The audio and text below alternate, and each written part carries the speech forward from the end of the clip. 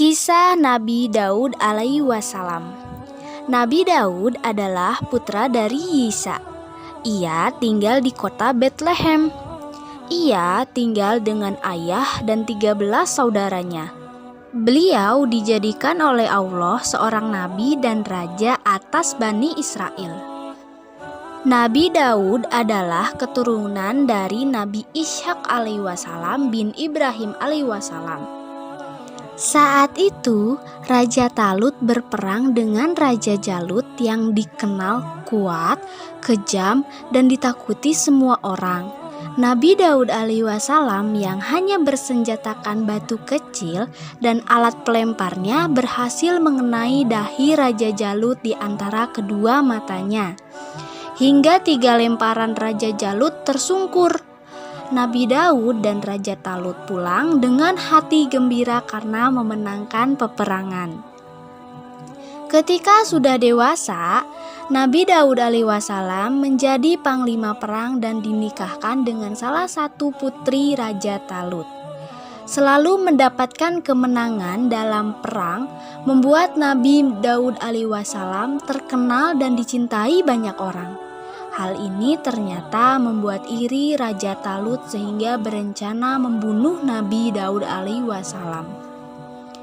Istri Nabi Daud alaihi wasallam yang mengetahui rencana itu memberitahukan untuk meninggalkan istana.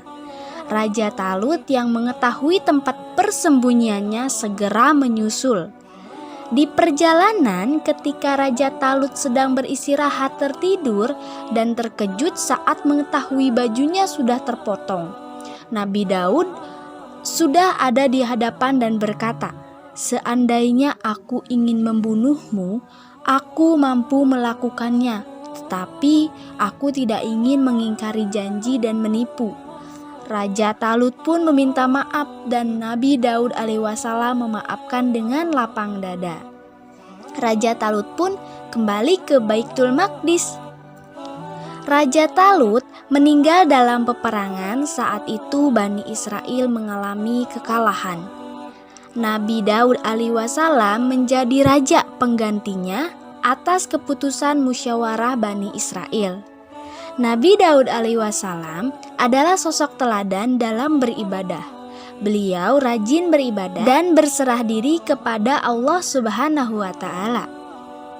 Mukjizat Nabi Daud alaihi wasallam yaitu diberi kitab Zabur.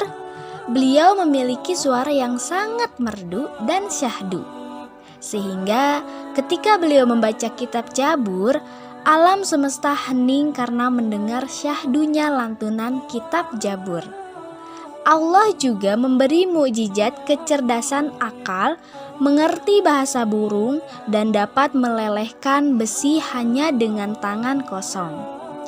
Nabi Daud alaihi wasallam meninggal di usia 100 tahun di Baitul Maqdis yang sekarang lebih dikenal sebagai Masjidil Aqsa. Nabi Daud alaihi wasallam dikenal dengan puasanya, yaitu puasa Daud. Sehari puasa, sehari tidak.